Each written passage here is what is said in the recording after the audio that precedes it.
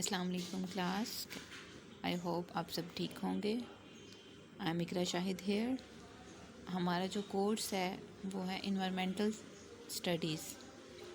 Environmental studies या environmental science भी इस कोर्स का नाम है, जिसमें हम स्टडी करेंगे कि किस तरह जो हमारा इन्वायरमेंट है वो हमारी लाइफ को अफेक्ट कर रहा होता है। इन्वायरमेंट में ऐसे कौन कौन से फैक्टर्स हैं जो कि हमारी लाइफ को डायरेक्टली अफेक्ट कर रहे होते हैं, और इसके अलावा हम देखते हैं हम ह्यूमंस की ऐसी कौन सी एक्टिविटीज़ हैं जो हमारे इन्वायरमेंट को डिस्ट्रॉय कर रही हैं, या ऐसे कौन से हमें वेज फॉलो करने चाहिए जिनके थ्रू हम अपने इन्वायरमेंट को बेटर बना सकते हैं। इन्वायरमेंटल साइंस की सबसे पहले हम डेफिनेशन देखेंगे, उसका वर्डली जो मीनिंग है उसको देखते हैं। The term environment is derived from a French word environner which means surrounding.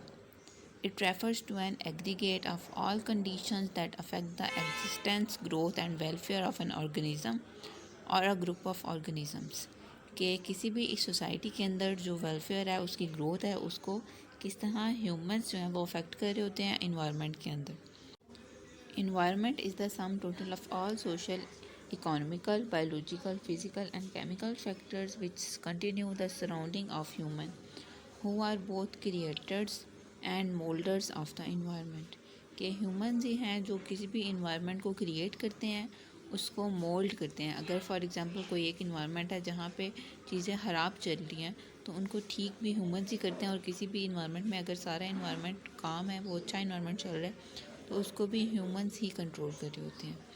Environment is the sum total of influences which modify and determine the development of life, its associated characteristics. Environment वो चीज़ है जो कि किसी भी life को Holi overall cover कर रही होती है। The elements of environment are interconnected to each other in a complicated way. Disturbance of one element will affect the other. हमारे इन्वायरमेंट में जो डिफरेंट एलिमेंट्स हैं उनमें ऑक्सीजन आ जाता है, इसके अलावा कार्बन डाइऑक्साइड, इसके अलावा टेम्परेचर, एयर, रेन, ये सारे फैक्टर्स जो हैं वो एक दूसरे को अफेक्ट कर रहे होते हैं। किसी भी एक फैक्टर में कोई डिस्टर्बेंस आती है तो वो बाकी सारे फैक्टर्स को अफेक्ट कर रहा होता है। तो इस लाइन का ये मतलब है कि सारे फैक्टर्स जो हैं वो इंटरकनेक्टेड होते हैं। नेक्स्ट हम देखते हैं components of environment. The components are environment are broadly classified as biotic and abiotic components. Abiotic components, A जिस भी वर्ड के साथ A लग जाता है इसका मतलब होता है non living.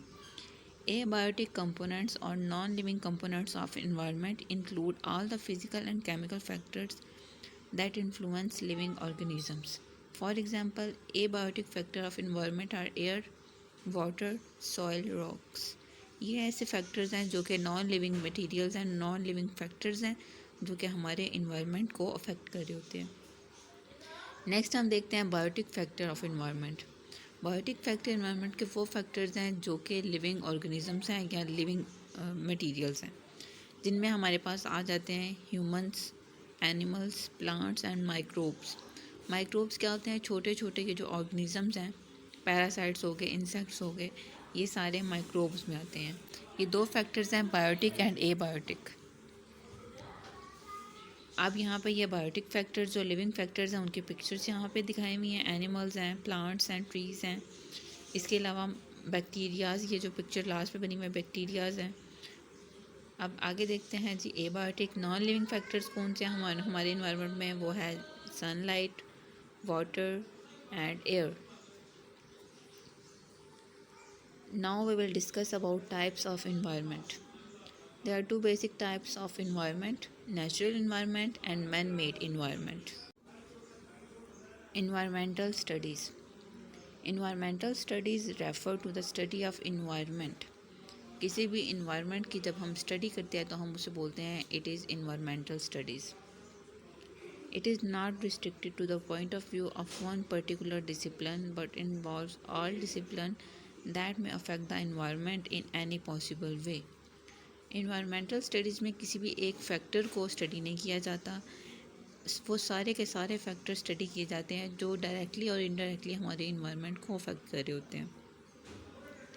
Environmental studies involves the study and understanding of the fact that even a single phenomena can affect the environment in a variety of ways which vary degree of complexity, and each of these effects can be understood from different perspective rooted in different discipline. Environmental studies require skill that encompass a range of disciplines including chemistry, biology, earth science, atmospheric science, statistics, mathematics, and geography. Now we will talk about importance of environmental studies.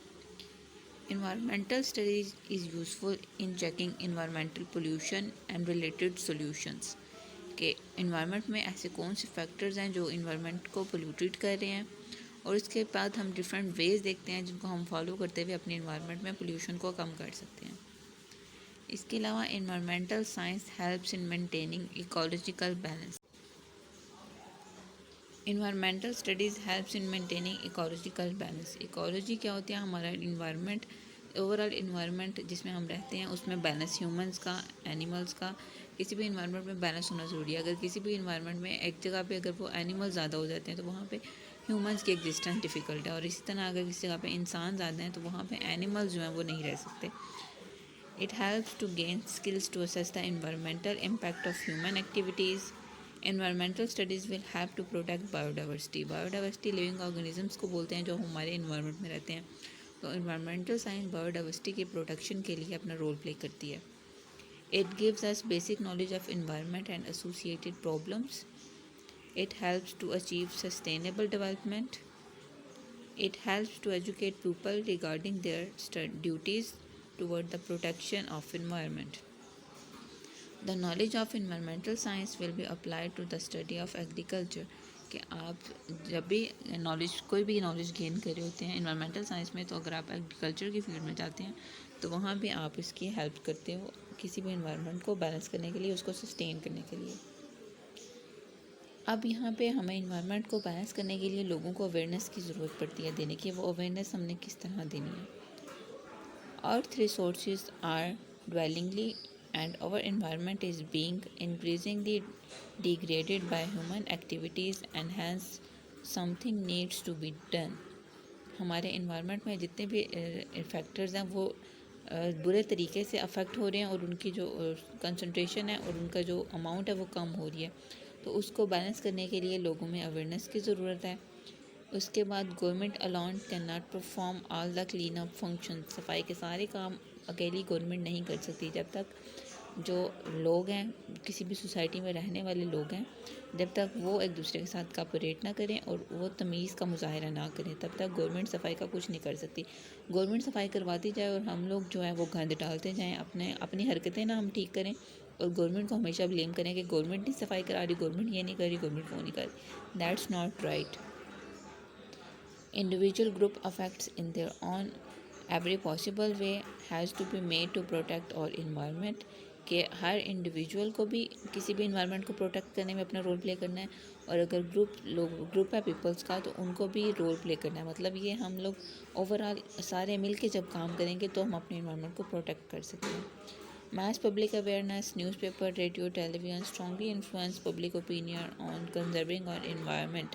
कि जो हमारा media है वो बहुत बड़ा role play करता है. For example अभी टीवी पे ऐड चल रहे होते हैं, अपनी जो हमारी इलेक्ट्रिसिटी है उसको सेव करें, पानी को सेव करें, जो एक्स्ट्रा लाइट्स हैं उनको बंद कर दें, सोलर लाइट यूज़ करें. ये सारे जो फैक्टर्स हैं जब हम इनको सोशल मीडिया पे देखते हैं तो हम इनको ज़्यादा फॉलो कर रहे होते हैं. इसलिए हमें सोशल मीडिया का साथ जो है ना वो ज़्यादा इंपॉर्टेंट होता है हमारे लिए. That's all about today's lecture. तो हम इंशाल्लाह जूम क्लास में भी डिस्कस करेंगे जो मैंने लेक्चर दिया है. होप आपको बोरिंग तो नहीं लगा होगा. अपना ख्याल रखिएगा. अल्लाह हाफिज़.